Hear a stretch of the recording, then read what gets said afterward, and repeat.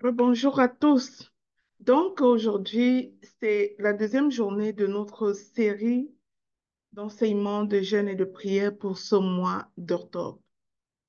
C'est un mois de victoire selon la volonté de Dieu et le Seigneur veut nous donner toutes les armes dont nous avons besoin pour arriver à la victoire. Nous savons à quel point la fin d'année est parfois chargée spirituellement et il est bon que tout enfant de Dieu sache comment se tenir, sache à quoi s'en tenir, sache ce que le Seigneur prévoit pour nous pour pouvoir passer ces moments en victorieux, en plus que vainqueur. Alors aujourd'hui, je vais nous prier de nous disposer.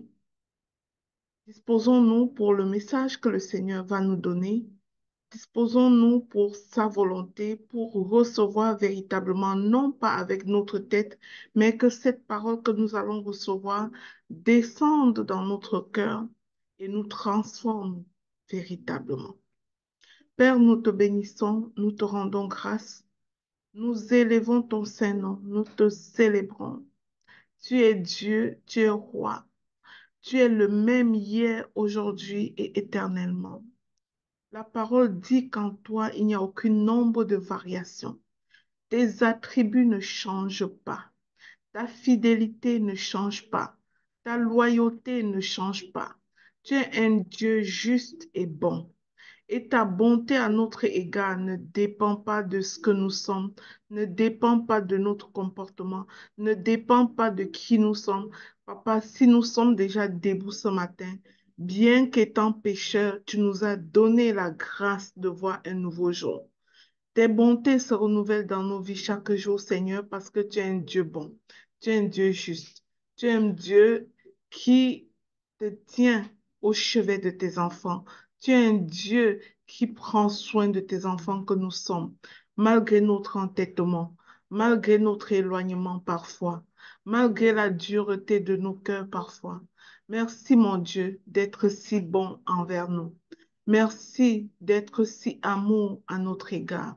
Merci pour ta fidélité à ta parole, telle que tu le dis, telle que tu l'appliques. La Bible dit que tu te tiens sur ta parole pour l'accomplir.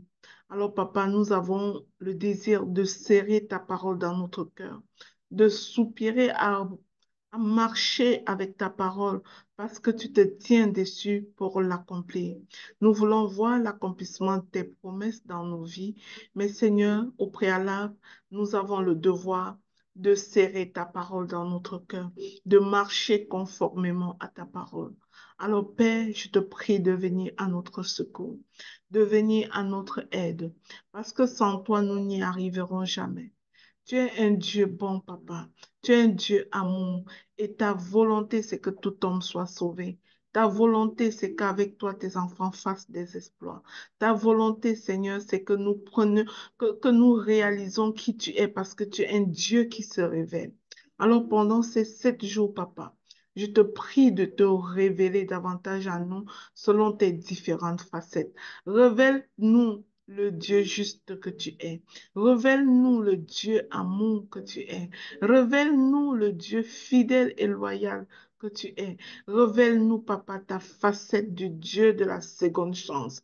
Celui qui sort l'indigent de la boue, celui qui relève le péché et le lave de son iniquité, celui qui m'a lavé, qui m'a nettoyé, qui m'a, Seigneur, toi qui nous sors de ce que nous avions fait de mal pour nous redonner un nouveau nom, pour nous redonner euh, un nouveau visage qui rayonne ta gloire. Merci, mon Dieu, mon roi. Merci, nous invoquons ce Dieu-là présent parmi nous ici. Viens par ton Saint-Esprit. Ô glorieux Saint-Esprit, nous te souhaitons la bienvenue en ce lieu. Nous te souhaitons la bienvenue et nous voulons te céder toute la place. Prends tout, Saint-Esprit. Nous te donnons tout. Prends tout. Prends l'entier contrôle. toi qui es le gouverneur du royaume de Dieu sur terre. Alors prends tout et le ministère de l'enseignement, c'est ton ministère. Viens nous enseigner, glorieux Saint-Esprit, car personne ne peut mieux enseigner que toi. Viens nous enseigner, viens ouvrir nos cœurs à la parole du Seigneur. Viens ouvrir notre discernement. Viens faire disparaître toute cécité spirituelle afin que nous puissions nous voir comme toi tu nous vois, afin que nous puissions voir les autres comme toi tu les vois, afin que nous puissions arriver à la connaissance de ta vérité et à l'application de ta justice dans le nom puissant et glorieux de Jésus-Christ. J'ai prié ce matin et nous disons Amen. Alors, dans ce mois de victoire, nous commencerons toujours par acclamer, par reconnaître le Seigneur. Bien-aimé, tu sais, parfois, Dieu nous fait toujours du bien et des fois, nous ne sommes pas toujours conscients ou bien nous ne nous rappelons pas toujours de tout ce que Dieu nous a fait. Tellement nous banalisons, tellement nous prenons ça pour acquis que parfois nous ne nous souvenons pas. Je te garantis qu'au mois de septembre qui est passé, il y a des choses que Dieu a fait pour toi dont tu ne te souviens même pas. Ou bien tu ne mesures même pas l'ampleur. Tout accident qui t'a empêché d'avoir, toute attaque auquel il t'a protégé, toute c'est-à-dire tout manque auquel il t'a protégé, toute provision qu'il a apportée dans ta vie, la santé qu'il t'a accordée. Tu peux dire, j'avais les maux de tête, j'avais les maux de ventre, mais tu n'es pas accouché à l'hôpital, tu n'es pas sous oxygène maintenant. L'air qui t'a donné de respirer, parfois, nous prenons toutes ces choses pour acquis et nous ne réalisons pas à quel point Dieu fait des choses pour nous, à quel point Dieu nous apporte sa grâce au quotidien. Alors reconnaissons ce Dieu, hein, le Tout-Puissant, celui qui accomplit sa gloire dans notre vie, celui qui nous tient debout, celui qui nous a donné une famille, celui qui nous a donné des enfants, celui qui nous permet d'envoyer nos enfants à l'école, celui qui nous a donné la grâce d'avoir un emploi, d'avoir une entreprise, celui-là qui nous a donné la grâce tout simplement de se réveiller chaque matin et de profiter de cette air ambiante qu'il a créée, celui qui a fait le ciel et la terre et tout ce qui s'y trouve. Il est Dieu, il s'appelle notre Père. C'est notre papa. Il prend soin de nous. Il répond à nos besoins. Il nous guérit. Oh my God, qu'est-ce que je peux dire qu'il ne fait pas? Il fait tout pour nous. Il est tout pour nous. Alors commençons par notre gratitude à ce Dieu-là, en donnant des mains d'acclamation pour lui, en poussant des cris de joie pour lui. Ces méthodes ne sont pas nos méthodes. Lorsqu'on va en guerre avec Dieu à nos côtés, on chante la victoire avant d'arriver. Lorsque Paul et Silas ont chanté alors qu'ils étaient emprisonnés, hein, ils ne chantaient pas pour avoir la liberté, ils chantaient parce qu'ils étaient déjà libres. Alors je vais te dire de chanter de joie parce que tu es déjà libre. Chanter de joie parce que hein, tu as déjà reçu spirituellement tout ce que Dieu a déposé pour toi. Tu n'as qu'à le manifester maintenant. Demande-lui de venir à ton secours. Parce que sans lui, manifester ces choses est plus difficile, mais avec lui, tout est possible. Qui sait qu'ici nous louons le Dieu de l'impossible? Le Dieu de l'impossible, celui qui guérit les cancers, celui qui guérit les maladies, celui qui relève l'indigent, celui qui redonne un nouveau nom à l'opprimé, celui qui sort le pécheur de la boue, le lave et le met à sa vitrine pour utilisation.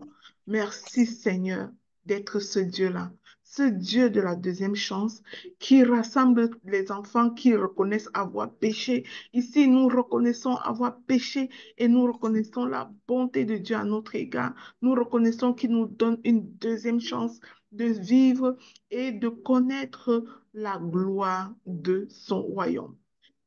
Alors, bien-aimés, une fois de plus, bonjour et bienvenue à ce merveilleux moment dans la présence de notre Dieu. Nous sommes en train de parcourir l'armure du chrétien, cette armure que Dieu nous donne pour que nous puissions nous éloigner, nous c'est-à-dire nous tirer des ruses du diable. Je vais demander à une personne de nous relire encore ce matin le texte d'Éphésiens 6, versets 10 à 18. On va commencer par là. Chaque matin, on va se remémorer cette instruction divine avant d'apporter notre exhortation. Et c'est à quelqu'un qui avait préparé ce texte. Je l'avais mis dans le chat.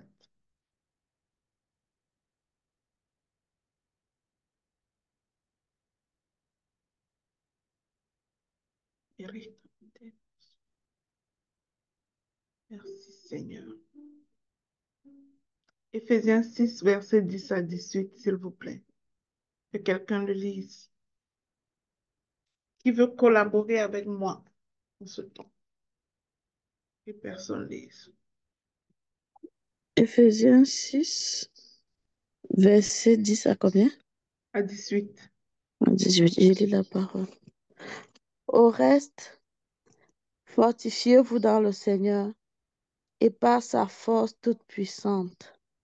Revêtez-vous de toutes les armes de Dieu afin de pouvoir tenir ferme contre les ruses du diable.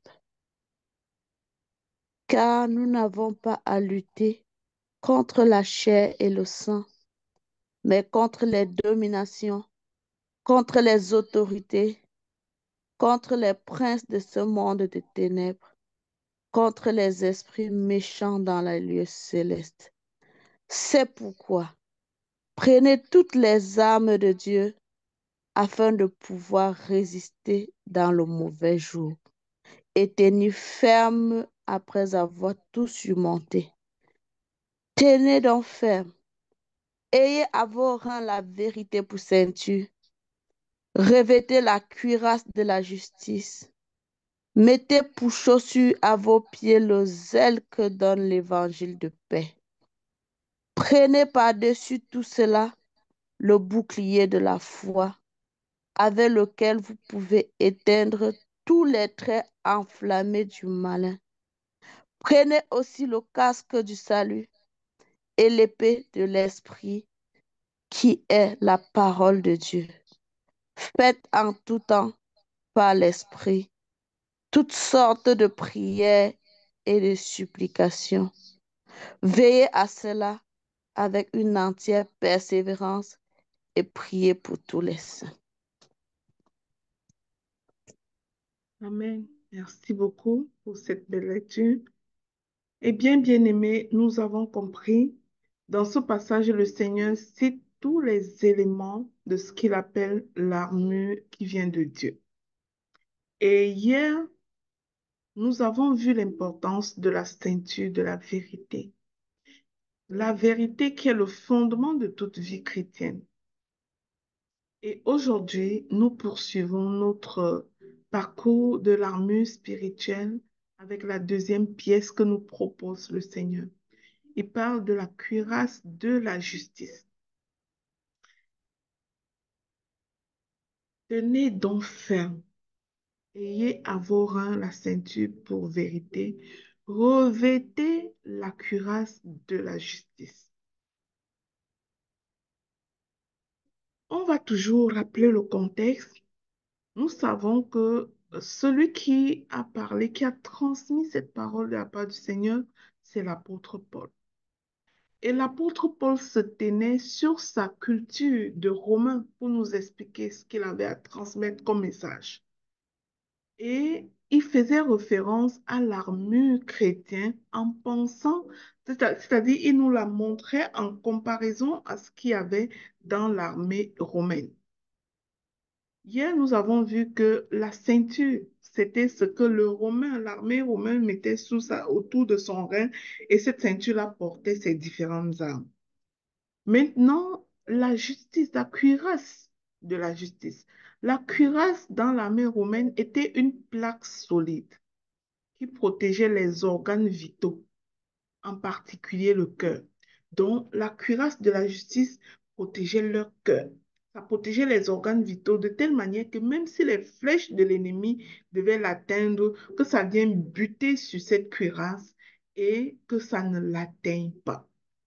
Et spirituellement, la cuirasse de la justice est ce qui protège notre cœur contre les attaques, contre la culpabilité, contre l'accusation, l'injustice.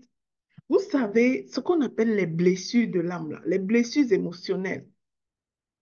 Nous, nous avons ces blessures parce que nous laissons passer, s'infiltrer en nous tout ce qui se passe en dehors de nous. Et la cuirasse de justice, selon cette comparaison que faisait l'apôtre Paul, c'était de dire de se revêtir de quelque chose qui protège tes organes vitaux, ton cœur, de telle manière que même s'il y a des flèches, même s'il y a des attaques, même si quelqu'un te dit des mauvaises paroles, même si quelqu'un t'humilie, même si quelqu'un te traite injustement, même si quelqu'un t'accuse, que cela ne transperce pas ton cœur. Mais vous savez à quel point les gens souffrent des blessures émotionnelles. Vous savez à quel point nous sommes devenus comme des passoires, recevant toutes sortes de paroles qui viennent de l'extérieur de nous, nous étant soumis à ce que disent, ce que pensent, ce que font les autres, détruisant ainsi notre paix intérieure. Pourquoi? Parce que nous n'avons pas arboré cette cuirasse de justice. Maintenant, il est bon dans ce message de comprendre, selon l'explication que Paul nous donne, ce que c'est que cette cuirasse de justice. Nous devons comprendre ce que c'est que cette cuirasse de justice, voir pourquoi nous devons porter cette cuirasse de justice et enfin voir comment le porter ou la porter. Alors, comprendre la justice de Dieu. La cuirasse de justice, c'est la justice de Dieu. Il est bon que nous comprenions cela pour pouvoir protéger notre cœur. La justice de Dieu est une justice que nous vivons de deux façons. Premièrement, c'est une justice imputée ou positionnelle. Je m'explique. Imputée pourquoi? Parce que nous ne la méritons pas toujours. Vous savez, la justice que nous attendons des autres, la rectitude, la droiture que nous attendons des autres, nous ne l'avons pas toujours, nous. C'est que parfois nous avons tellement un regard exigeant à l'égard des autres et nous nous regardons moins à nous-mêmes pour ce qui est de notre caractère. On se regarde parfois moins à soi-même. Si nous savions nous regarder à nous, c'est qu'en toute situation qui nous frustre, qui nous blesse, nous serions en mesure de nous poser la question, d'examiner notre propre cœur pour savoir pourquoi qu'est-ce que j'ai fait pour que cela, pour permettre cela, que cela arrive dans ma vie. Mais très souvent, c'est facile pour nous d'envoyer le doigt accusateur et ne pas regarder à nous-mêmes. Or, dans cette position d'injuste qui est c'est-à-dire, nous sommes comme des injustes qui existent, qui exigent la justice des autres. Et dans cette position d'injuste, Dieu nous a imputé une certaine position de justice. Et nous pouvons le lire dans Romains 5 au verset 1. Je ne sais pas si quelqu'un a ce passage ouvert. Romains 5 au verset 1. Mais je vais vous demander de préparer le 2 Corinthiens 5, 21. Dans Romains 5, 25, 1, Dieu dit, étant donc justifiés par la foi, nous avons la paix avec Dieu par notre Seigneur Jésus-Christ. Le justifié n'est pas le juste. Il est devenu juste par justification. Il est devenu juste parce que quelqu'un a voulu le justifier. Mais j'ai juste envie de nous poser la question ce matin. Si face à nos péchés, à nos manquements, à nos égarements, notre Dieu est capable de nous justifier, qu'est-ce qui fait que nous, à notre tour, nous sommes incapables de justifier ceux qui nous causent du tort? Pourquoi nous recevons avec joie la justification de Dieu et en même temps nous sommes tellement incapables de justifier ceux qui nous causent du tort? Nous voyons des personnes qui ne comprennent absolument pas, comme Dieu, que nul ne fait du mal par sagesse et tienne rigueur à quiconque lui cause du tort. Mais as-tu examiné et compris que personne ne fait du mal par sagesse? Notre Dieu nous justifie par le moyen de la foi. Pourquoi? Parce qu'il le sait que si nous nous sommes égarés, si nous sommes iniques, si nous tombons dans le péché, c'est par manque de sagesse. Et du fait qu'il nous ouvre, c'est-à-dire il comprend que c'est par manque de sagesse, il prépare, il montre sa compassion à notre égard et il est capable de nous justifier. Bien aimé, parfois nous y arrivons à justifier l'autre et à protéger notre cœur. Si ce matin tu rencontres une personne malade mentale sur le bord du chemin et il te dit, sale idiot, il te dit ça. Oh, ah, comme on dit chez nous au Cameroun. J'aimerais que tu examines ton cœur et tu me dises ton attitude. Est-ce que tu vas te sentir blessé? Est-ce que tu vas te sentir blessé?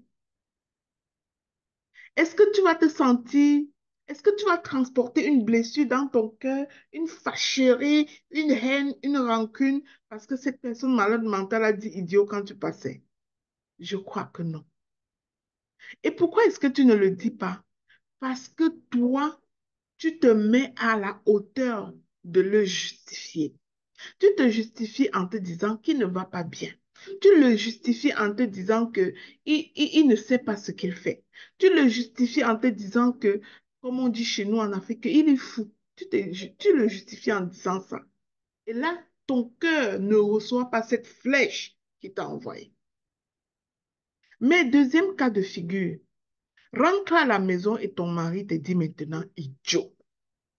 Examine ton cœur et dis-moi maintenant. Dis-moi, comment est-ce que tu te sens quand ton mari te dit idiot?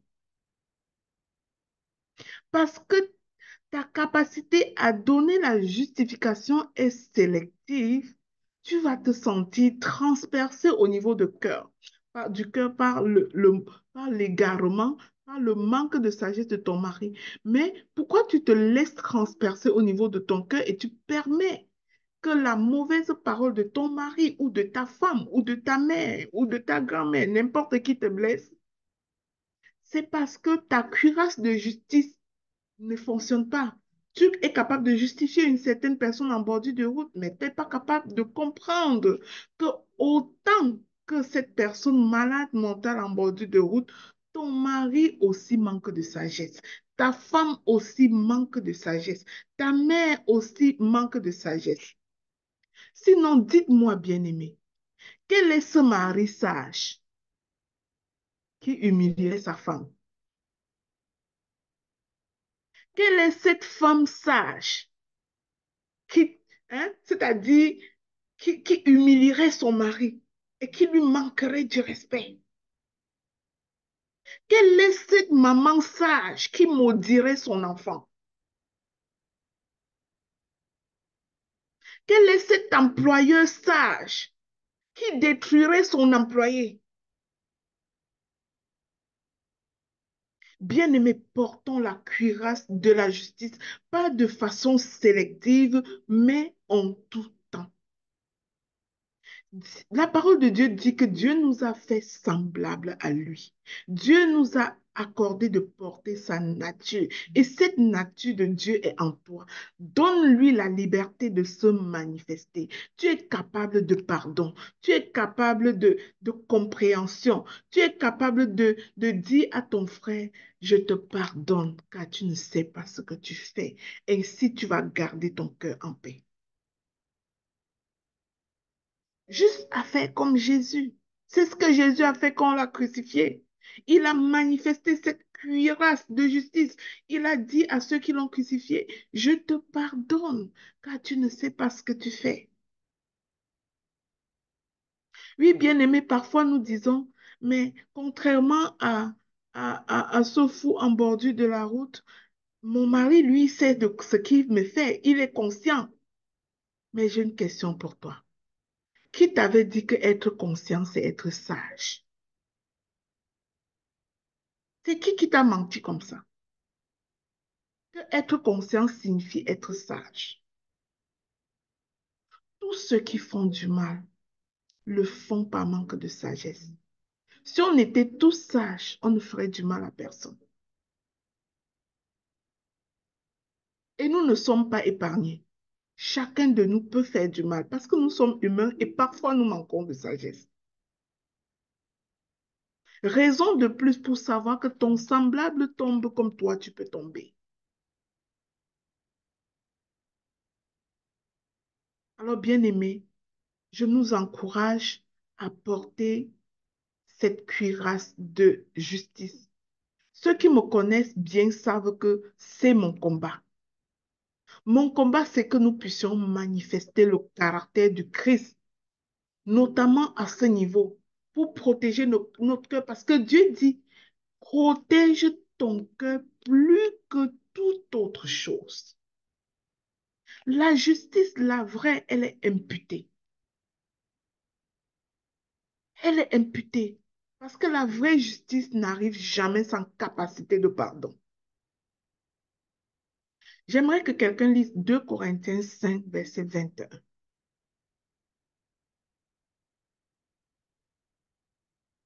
2 Corinthiens 5, verset 21. Je lis la parole.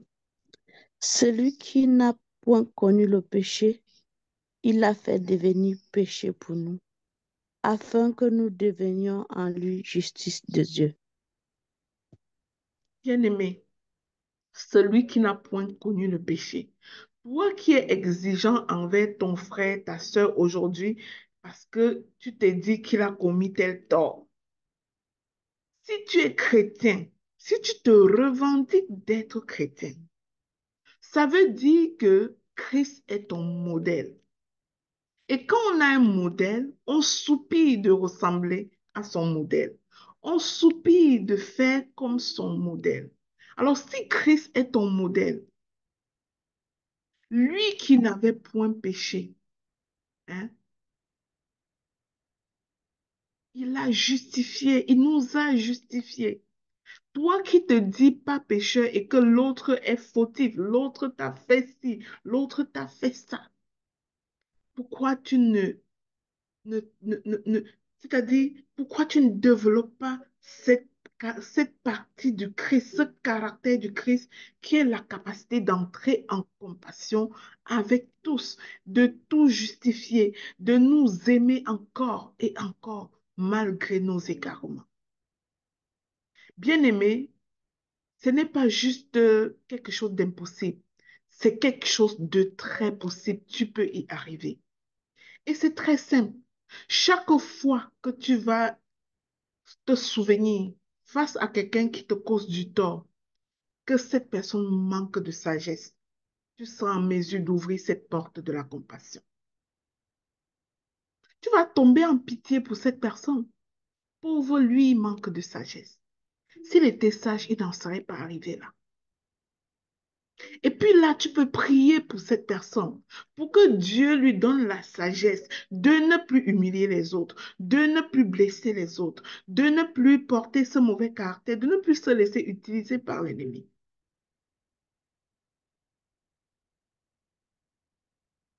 Alors, bien-aimé, je vais inviter notre conscience sur le fait que il est important de porter cette cuirasse de justice et de comprendre véritablement à quoi ça va nous servir? Ça va nous servir à protéger notre cœur.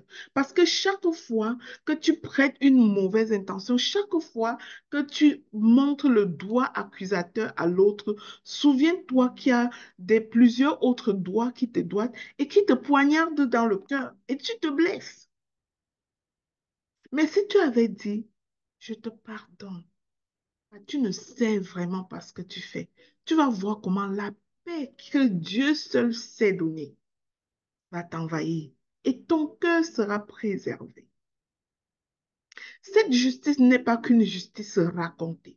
C'est pour ça que je vous dis que c'est quelque chose de pratique. Ouvre ton esprit à comprendre ces choses.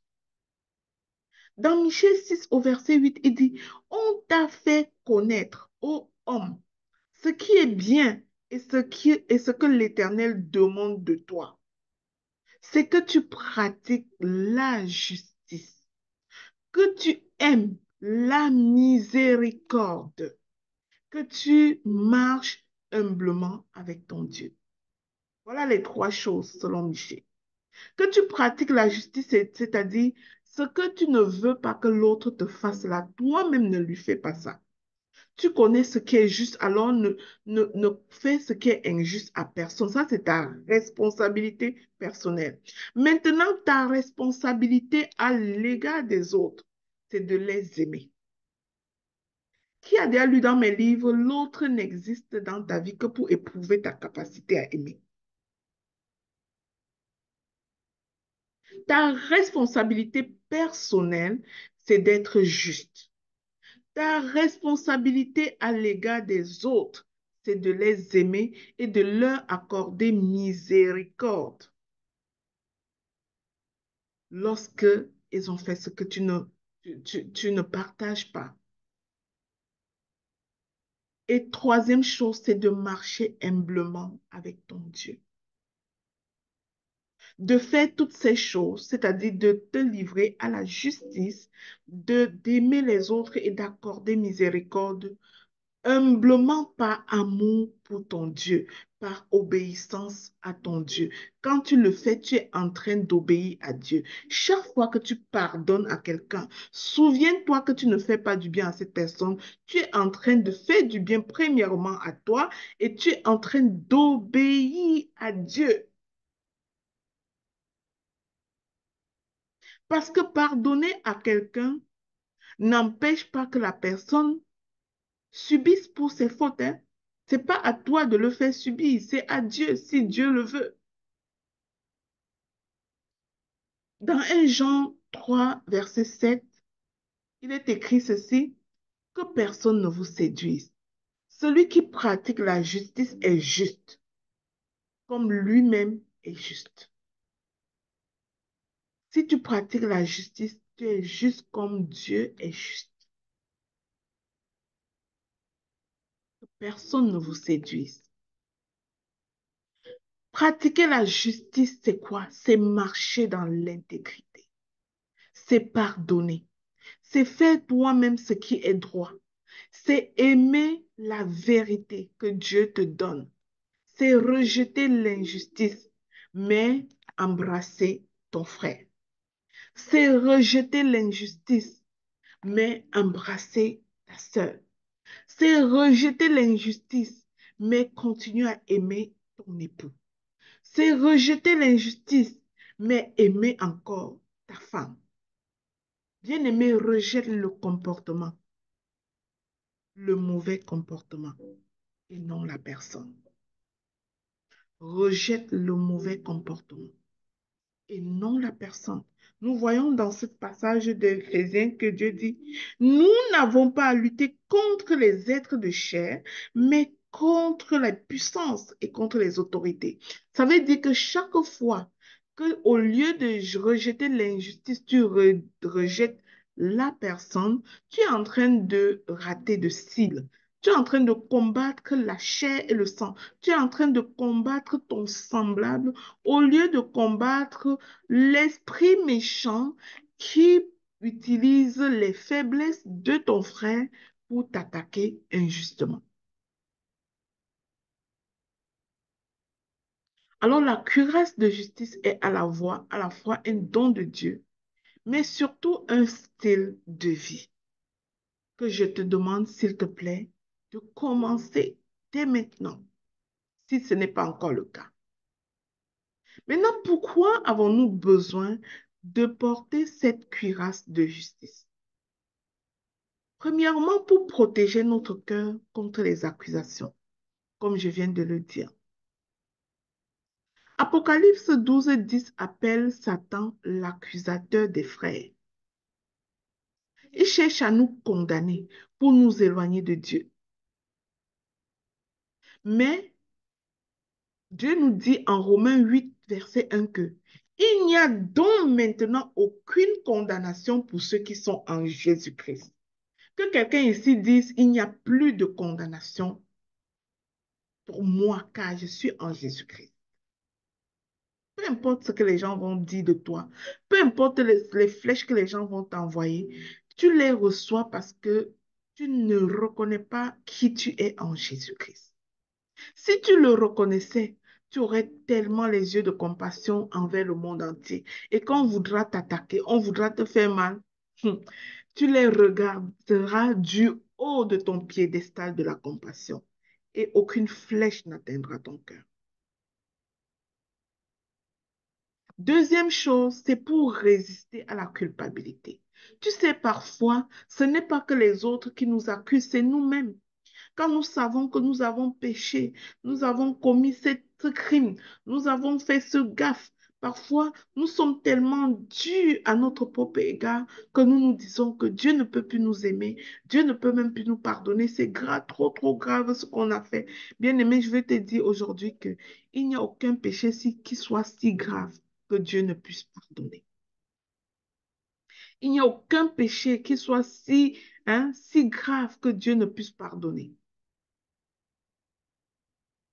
Si nous confessons nos péchés, il est fidèle et juste pour nous les pardonner, nous dit le texte de 1 Jean 1, verset 9. Et pour nous purifier de toute iniquité. Le Seigneur nous purifie de toute iniquité. Et ce n'est pas après ton péché qu'il le fait, il l'a fait en avance. Il l'a fait d'avance. Jésus a versé son sang à la croix en avance. Tu as juste besoin d'en être conscient. Que ce faisant, il te purifie, il te lave de ton iniquité. La parole demande que tu le reconnaisses comme ton Seigneur et ton Sauveur, et que dès ce moment que tu es conscient, que tu changes de vie. Et la grande miséricorde de Dieu, puisque c'est sa nature, même si tu changes de vie et que tu tombes encore, il est encore juste et fidèle pour te pardonner. Tu n'as pas à vivre dans la culpabilité, bien-aimé. Tu n'as pas à te laisser retenir par la culpabilité.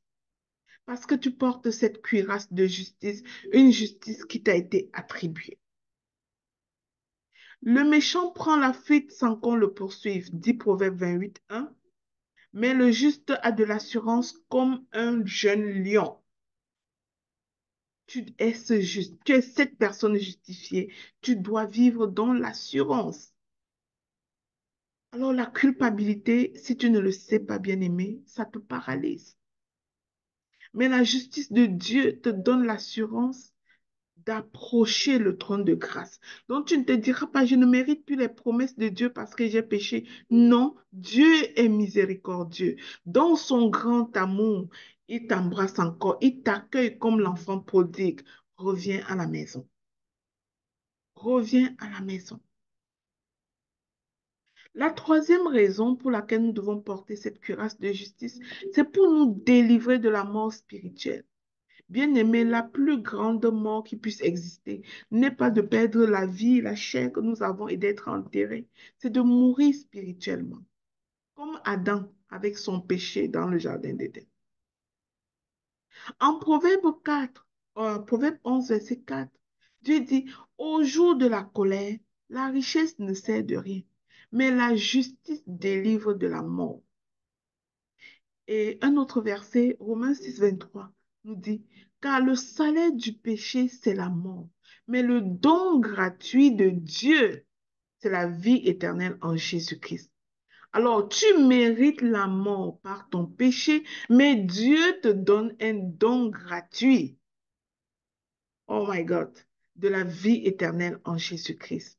Veux-tu lâcher cette culpabilité, ce sentiment de culpabilité qui te dit, oh, j'ai avorté, oh, j'ai volé, oh, j'ai commis l'adultère, oh, je suis dans l'impudicité, oh, j'ai fumé la drogue. Dieu te dit ce matin, son don gratuit pour toi, c'est la vie éternelle, c'est le salut. Même si conformément à ton péché, tu méritais la mort, il te donne ce don gratuit que tu ne mérites pas ce matin. Bien-aimé, la justice est une arme de vie. Elle neutralise les flèches. Elle neutralise les flèches mortelles de l'ennemi. Ne te laisse pas méprendre. Dieu t'aime et il te pardonne tes péchés. Nous devons porter cette cuirasse de la justice en quatrième lieu pour vivre dans l'intégrité et la droiture. L'intégrité. Oh, l'intégrité.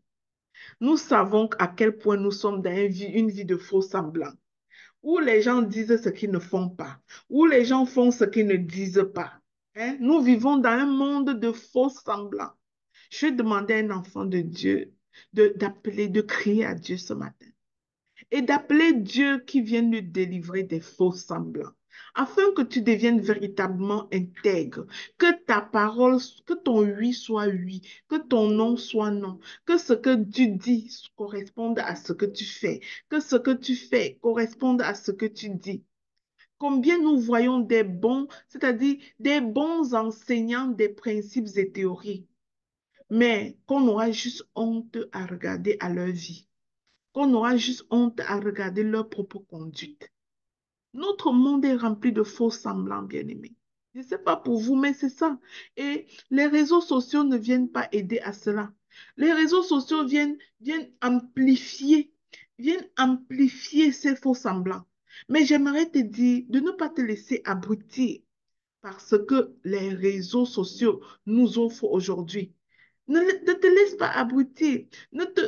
C'est-à-dire, je comprends que ici et maintenant, tu peux décider aujourd'hui de, de peut-être nous montrer que tu te trouves dans un hôtel 5 étoiles précisément en ce moment, en train, je ne sais pas, de tenir une conférence à 1500 personnes et tu nous montres les images pour qu'on voie. Mais allons un peu plus haut que cela. Même si l'intelligence artificielle nous permet de faire ces choses, j'aimerais te dire de regarder à ton intention quand tu le fais. Regarde beaucoup à ton intention, examine ton cœur. Ne le fais pas pour faire des faux semblants. Fais-le par exemple pour passer un message, mais pas pour faire des faux semblants.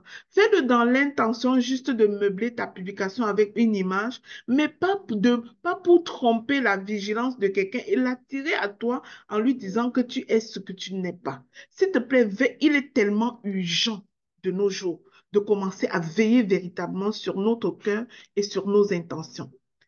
Parce que tout ce que le monde nous offre comme facilité, c'est-à-dire ça cultive juste cette vie de faux semblants, cette vie de je suis ci alors que je ne suis même pas à peu près ça. Vous comprenez? Mais utilise peut-être ces choses. Moi aussi, j'utilise des images, mais pense à ton intention, examine ton cœur. C'est quoi ton intention? Et même bien, on parle de la visibilité. Quand les personnes seront venues à toi, montre-leur la réalité de qui tu es, la vérité de qui tu es. Parce que tu ne peux aider à la transformation de l'autre que par ton intégrité, que par la vérité, que par ton histoire, tes expériences réelles. Tu n'as pas à faire le faux semblant, bien-aimé. Appelons notre Dieu, crions à Dieu qu'il nous aide à être intègres. Au-delà de toutes les possibilités que nous avons de paraître, que nous avons, hein, que nous avons de sembler être si, alors que nous ne sommes pas ça. Nous nous montrons comme si, alors que nous ne sommes pas en réalité ça. Souviens-toi toujours de ta rencontre avec cette personne-là qui t'a croisé dans tes photos zélées sur Facebook.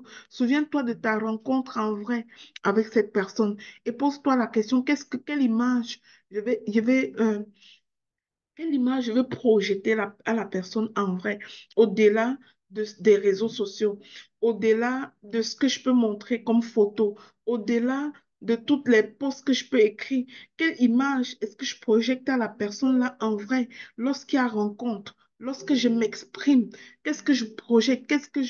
Je dépose en cette personne? Qu'est-ce que je transparais devant la personne? Donc, il est tellement urgent de c'est-à-dire de penser à notre crédibilité comme enfant de Dieu. Il est tellement urgent d'examiner notre cœur et non pas de montrer seulement ce que nous sommes, d'aller au-delà de ce qu'on peut montrer pour, pour être. Allons au-delà de ce que nous pouvons montrer pour oser être soi, être intègre. Et si tu veux être cette reine, c'est-à-dire si tu veux porter cette couronne, ne la porte pas que sur la photo. Au-delà de la photo, veille à ton apparence pour vrai. Veille à qui tu es pour vrai. Veille à la parole. Au-delà des posts, tu écris des posts, c'est mielleux. Peut-être tu as demandé l'aide de l'IA pour écrire cela. Mais au-delà, sois sage, apprends. Et quand tu prendras parole, que tu aies appris ces choses et les serrer dans ton cœur. Sois vrai. Parle de la même manière que tes posts parlent. Parle de la même manière que tes publications sur les réseaux parlent. Sois vrai quand ce sera la vraie vie. Vis de la même manière que ce que tu dis. Vis de la même manière que ce que tu montres. Et c'est ça notre défi de ce siècle. C'est ça notre défi de l'heure. Bien aimer les faux semblants.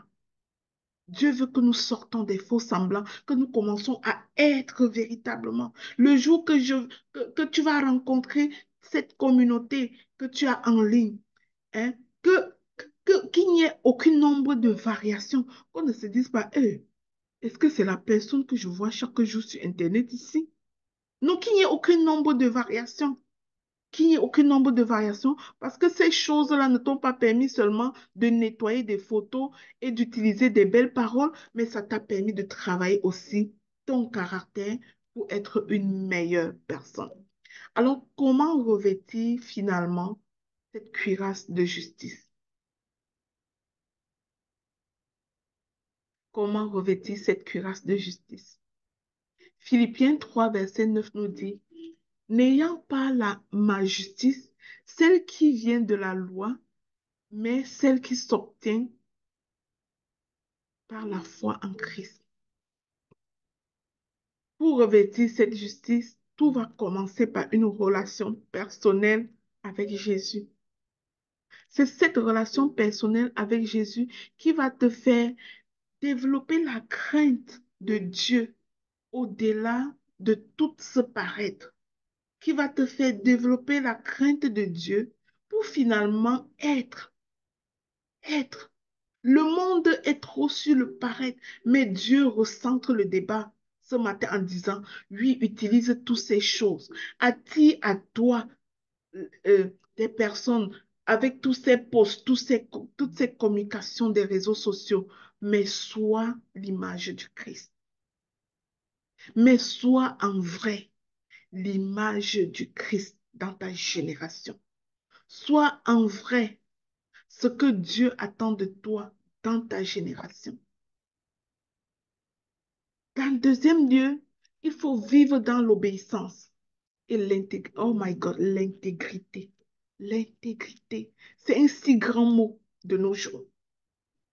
Et Dieu me fait voir tellement à quel point ça devient un si grand mot, l'intégrité. Parce que les faux semblants ont tout pris. Les gens disent ce qu'ils ne font pas. Les gens disent que je vais t'amener, viens, je te montre comment travailler 10 000 euros par mois. Alors que lui-même, il n'a jamais travaillé ça. Les faux semblants. Viens, je te montre comment aller à telle place. Alors que lui-même, il n'a jamais allé. Il compte sur toi pour s'essayer à aller à cet endroit. Le faux semblant. Bien-aimés, prenons garde à nous. Disons, soyons intègres au-delà de tout. Et si le poste que tu as mis ne correspond pas à qui tu es, commence à être challengé toi-même. Commence à travailler en toi toi-même pour t'aligner à ton langage des réseaux sociaux, pour t'aligner à ce que tu montres aux yeux du monde, n'est-ce pas? Pour t'aligner, afin que tu sois vrai. Si tu n'es pas une femme alignée, un homme aligné, tu ne vaux même pas une scène. Si ce que tu dis est tellement discordant avec ce que tu fais, tu ne vaux même pas une scène. Tu ne mérites aucune légitimité. Et souviens-toi que tu le fais pour le Seigneur comme enfant de Dieu. Tu veux être, tu ne veux pas paraître. Parce que Christ t'en donne la possibilité. Alors, vive dans l'obéissance. Mets en pratique la parole. Ne te borne pas à l'écouter, dit Jacques au verset 22 dans son chapitre 1.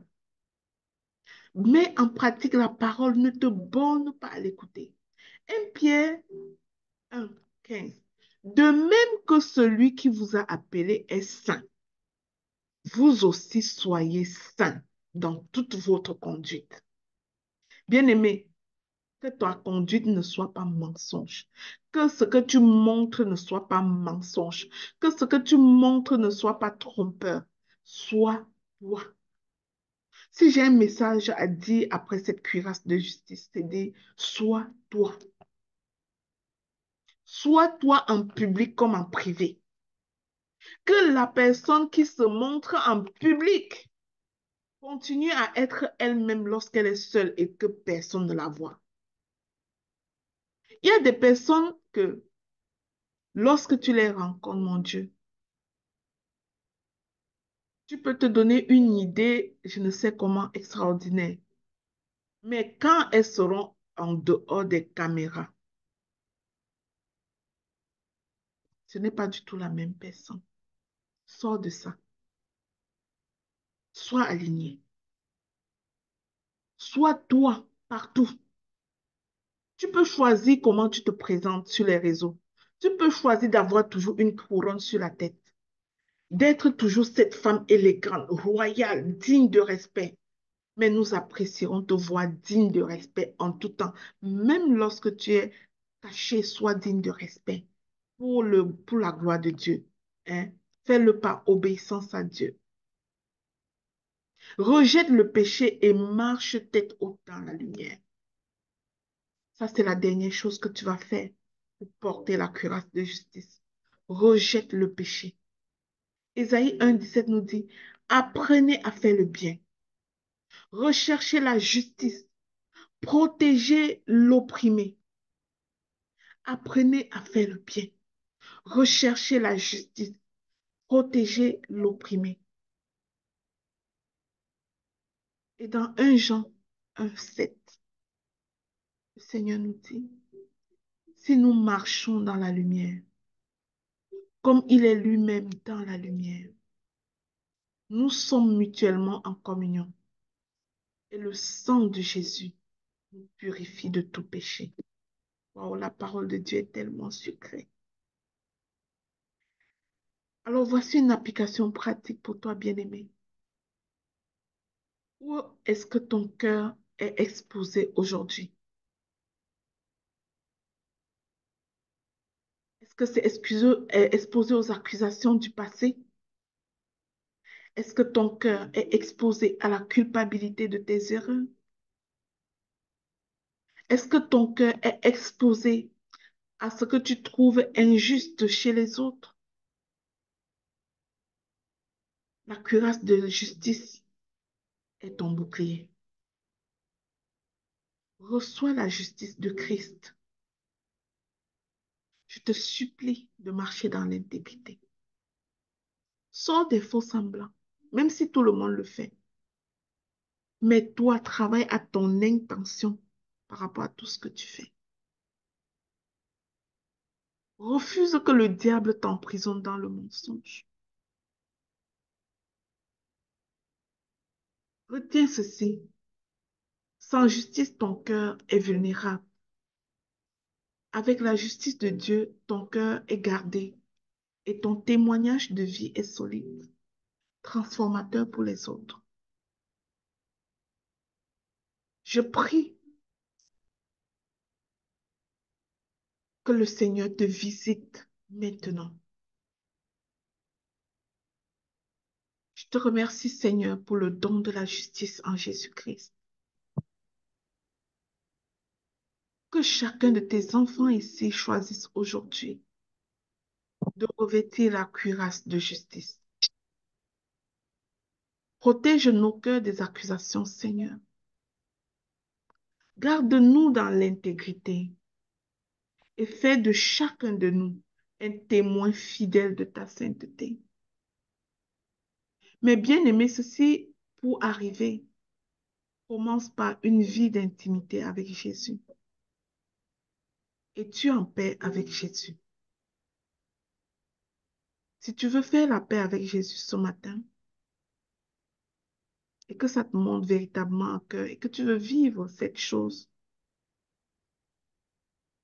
Tu veux vivre concrètement cette justification par la foi.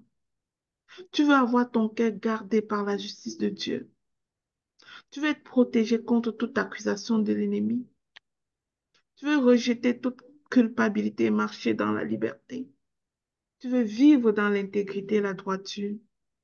Ça commence par une vie d'intimité avec Jésus. Est-ce que tu es en paix avec Jésus? Si tu veux recevoir Jésus dans ton cœur, être en paix avec lui, je te prie de lever ta main et ensemble, on va implorer la miséricorde de Dieu pour chaque fois que tu t'es égaré par manque de sagesse, pour chaque fois que tu as fait ces mauvaises choses par manque de sagesse. Ensemble, nous allons implorer la miséricorde de Dieu et te conduire à le recevoir véritablement comme ton seul Seigneur et ton seul Sauveur.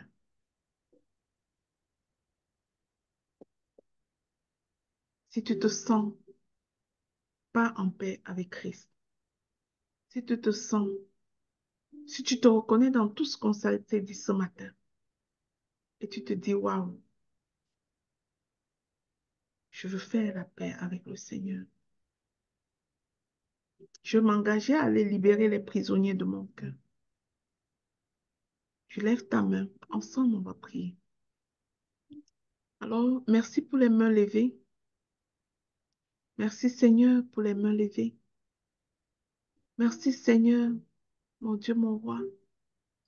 Merci pour tous tes enfants qui prennent conscience ce matin, qui se disent, je me suis égaré. Je suis tombé à un certain moment. Je veux faire la paix avec toi. Merci pour ces mains levées, oh Dieu. Merci, Papa. Tu es tellement miséricordieux que tu gardes les bras ouverts pour accueillir quiconque choisit de revenir à la maison. Quiconque choisit de se repositionner selon ta justice. Merci pour toutes ces mains levées, oh Dieu. Merci, Roi des rois. Alors, bien-aimés, nous allons prier ensemble. Père éternel, vous devez prier, répétez après moi, vous pouvez ouvrir vos micros. Père éternel, Père Père éternel, éternel, Père éternel, je viens devant toi ce matin je viens devant je toi viens devant toi ce matin pour reconnaître que je me suis éloignée, pour reconnaître que pour je me suis reconnaître que je éloigné, suis éloigné, pour reconnaître que moi-même j'ai péché pour pour reconnaître reconnaître que que moi-même moi-même j'ai j'ai péché, péché et que je suis incapable d'accorder la compassion à l'autre. Et je suis et je suis incapable d'accorder la incapable d'accorder compassion la à l'autre. compassion à l'autre. Je viens appeler le Dieu de la miséricorde Et je viens je Je appeler viens le viens Dieu appeler de appeler le la Dieu Dieu de de la la miséricorde miséricorde miséricorde, afin de lui dire face contre terre que j'ai péché. j'ai péché. afin de Afin de lui lui et dire dire dire face face contre contre terre, terre, j'ai j'ai péché. péché.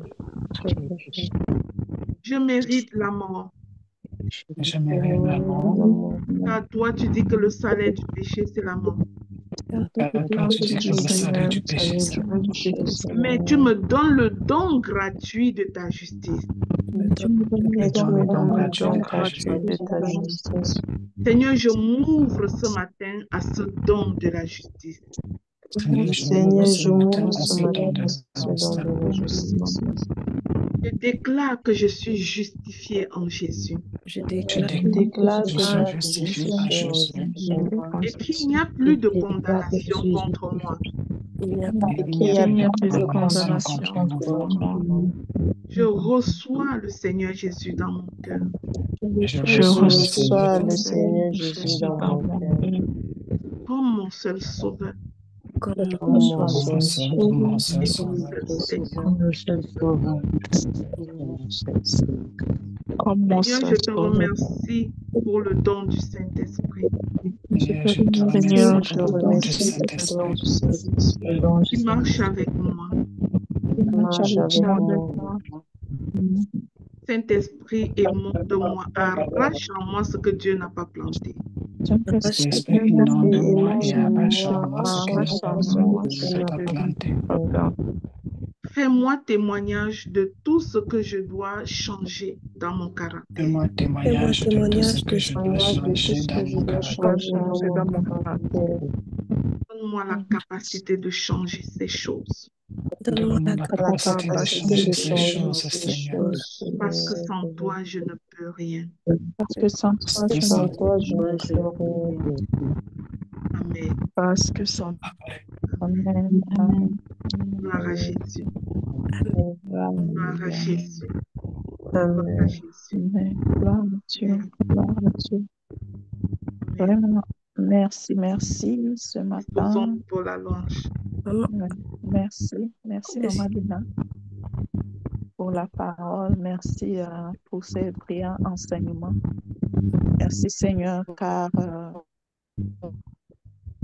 tu nous permets de marcher dans la pureté. Tu nous permets de marcher en cherchant le caractère de Dieu.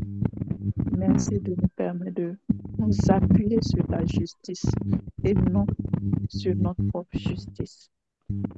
Alors aujourd'hui, nous allons louer le royaume parfait de Seigneur de Dieu. Jésus est saint, donc nous aussi, il nous appelle à la sainteté. Dieu nous appelle à la sainteté dans son royaume qui est parfait pour nous. Jésus, ton royaume est parfait.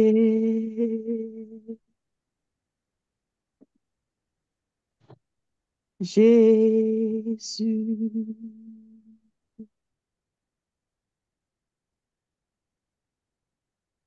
ton pouvoir est parfait.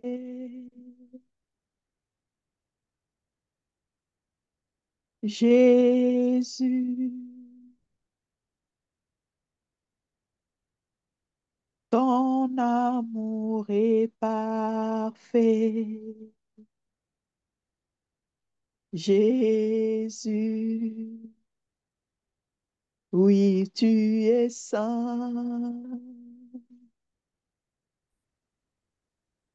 Jésus, ta puissance est parfaite. Jésus, ta grandeur est parfaite.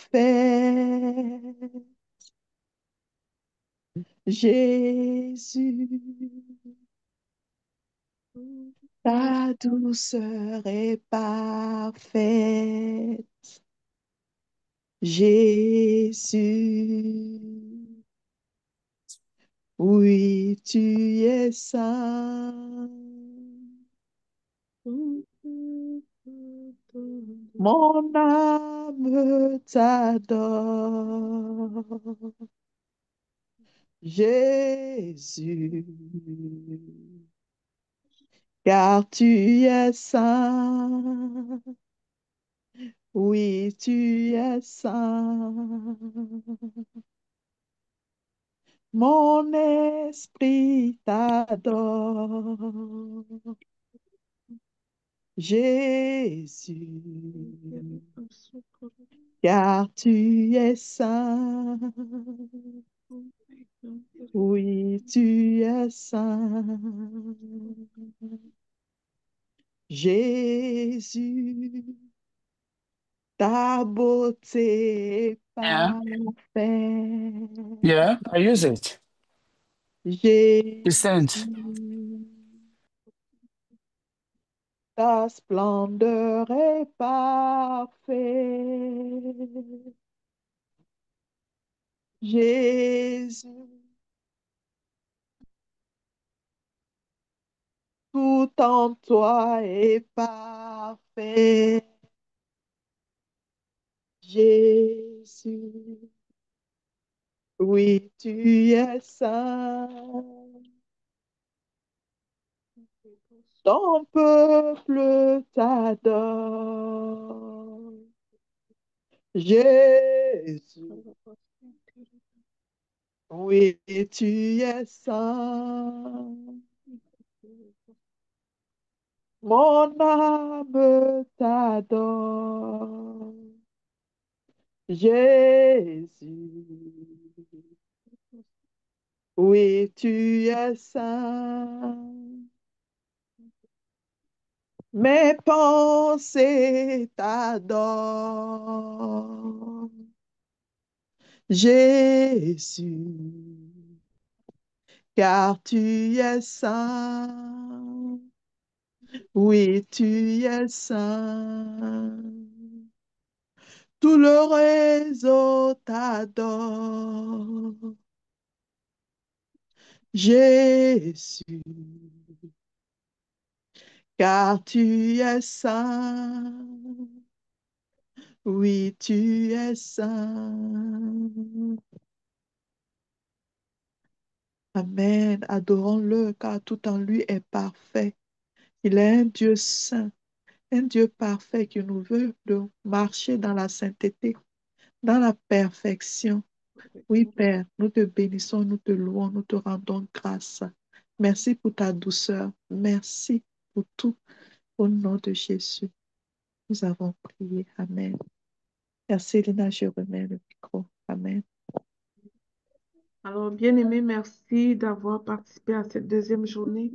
Il y a des personnes qui voudraient prendre parole, qui ont quelque chose à exprimer par rapport au message reçu ou par rapport à une expérience vécue, par rapport à une difficulté au niveau du cœur, de la capacité à protéger son cœur. Eh bien, c'est le moment. Oui, Reine Daniel. Merci. Ce que j'ai ce matin, c'est une adoration, c'est une louange. Qui est comme toi, ici sur cette terre, qui est comme toi, ô Papa. Il n'y a personne, personne comme toi, ô Papa. Tu étais avec Christ à la croix, ô Papa. Réconciliant le monde avec toi, ô Papa. Tu ne tiens plus compte des fautes des hommes, ô Papa. Et tu nous charges d'annoncer cette nouvelle, ô Papa. Hey, qui est comme toi, ici sur cette terre, qui est comme toi, ô Papa. Non, non, non, non, il n'y a personne, personne comme toi, ô Papa. Amen. Amen. Merci beaucoup, Reine Daniel. Merci pour cette louange. Docteur Dorian. Merci, merci Maman Lina de me passer la parole. Et je m'excuse d'avance pour les bruits, parce que je ne suis pas à la maison, je ne suis pas au bureau non plus. Donc, je suis à l'extérieur. Donc, je voudrais faire un petit partage de moi maintenant et par rapport à moi avant. Donc, moi avant, j'étais vraiment esclave de mes émotions. Et le pire, c'est que tu ne te rends même pas compte sur le coup que ce n'est pas normal. Le pire, c'est que tu ne te rends pas compte que tu es en esclavage, en fait. Parce que tout ce qui vient de l'extérieur te pénètre à l'intérieur.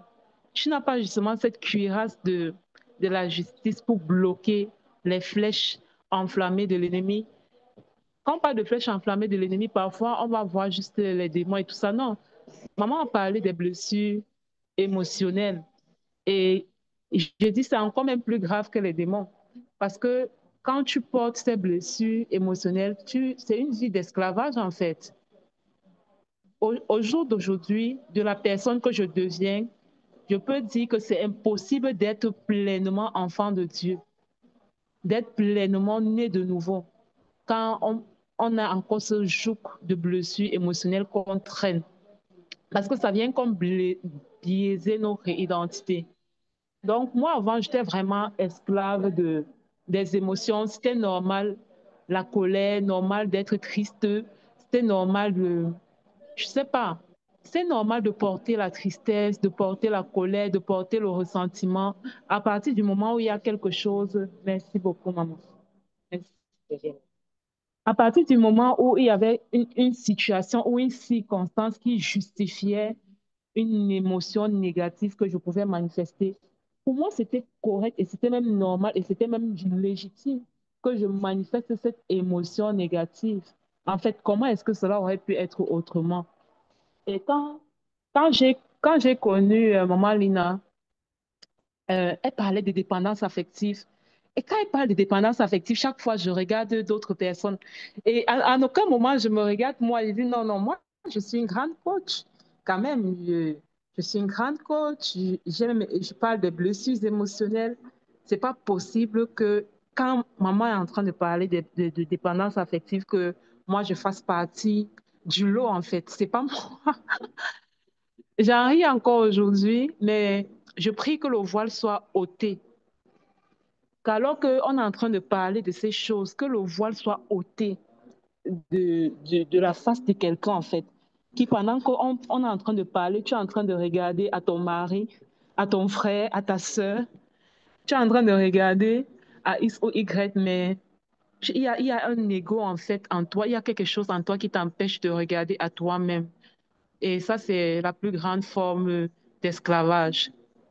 Parce que le fait d'être connecté tout le temps à ces enseignements, si quelqu'un regarde bien dans le réseau Ta Seconde Chance, vous allez voir que le message, vraiment, c'est la non-victimisation, c'est la responsabilisation personnelle, mais pas la responsabilisation personnelle du genre, OK, moi, je peux faire tout ce que je veux. Mais c'est responsabilisation personnelle, oui. Je prends ma part de responsabilité, mais en tissant des partenariats avec ma source, avec mon partenaire divin. Donc, ceux qui ont la possibilité de prendre le livre au Oscar, personne ne te doit rien. Je dis, euh, quelqu'un a dit un jour, je pense que c'est la coach Matarine, que la Bible c'est un exorcisme. Je vous assure, le livre Oscar, personne ne te doit rien. Quand tu lis ça, en même temps, ça te fait le ministère de délivrance. Si tu étais cette personne qui était comme esclave, qui était comme, tu avais plein de fléchettes, de blessures émotionnelles qui sont venues comme rouiller ton cœur, en fait. Ce livre-là va juste te délivrer. En tout cas, moi, aujourd'hui, je célèbre Dieu pour la personne que je deviens, libre, enfin libre, libre de l'impact des blessures émotionnelles, libre des circonstances, libre du regard de l'autre, libre de tout ce qui peut se passer en dehors de l'identité que Dieu m'a donnée. Et pour moi, c'est vraiment une grâce que je voudrais témoigner. C'est une grâce. Quelle grâce de se sentir libre enfin. Quand pendant des années, quand pendant des années, tu as marché sous l'influence de ces blessures, quand pendant des années, tu as été conditionné à être ce que les blessures, les circonstances voulaient, et quand finalement tu comprends que non, qui suis-je? La moi telle que Dieu a créée, c'est une femme que Dieu veut toujours en paix, toujours en joie, toujours debout, toujours en train de rayonner, quel que soit ce qui se passe. Et c'est cette femme-là que je reflète aujourd'hui et que je continuerai par la grâce de Dieu de refléter jusqu'à mon dernier souffle. Parce que c'est pour ça que je suis là, être manifester cette identité de Dieu en moi. Vraiment, je bénis le Seigneur pour le réseau Ta Seconde Chance. Je bénis le Seigneur pour nos parents, Maman Lina, Papa Guy. Merci pour qui vous êtes. Merci pour votre cœur. Merci pour votre intégrité. C'est très important de le mentionner parce que c'est rare de voir des bergers qui font ce qu'ils disent et qu'ils enseignent ce qu'ils font. Vraiment, que le Seigneur vous bénisse et vous arrose abondamment. Et je voudrais profiter aussi de l'occasion pour dire merci à toutes les personnes qui m'ont souhaité des vœux d'anniversaire. Cet anniversaire, ce n'est pas comme les autres, c'est vraiment une renaissance. C'est une nouvelle saison qui s'ouvre pour moi. Merci pour vos prières, merci pour vos vœux. Que le Seigneur vous bénisse. Et merci, je remets la parole. C'était trop long. Merci, maman. Je remets la parole. Merci beaucoup, docteur Dorian. Que le Seigneur soit glorifié pour ton témoignage. Merci, mon Dieu. Alors, il n'y a plus d'autres mains. Ceci clôture donc cette deuxième journée d'enseignement, de prière et de jeûne. Allons en paix et respectons notre prescription de jeûne que nous nous sommes donnée nous-mêmes. Soyons intègres. Si nous avons dit qu'on va faire telle chose, faisons-le pour la gloire de Dieu et rendez-vous demain pour notre troisième journée pour un autre moment glorieux dans la présence de notre Dieu. Soyez abondamment bénis. Amen. Bonne journée à tous. Amen.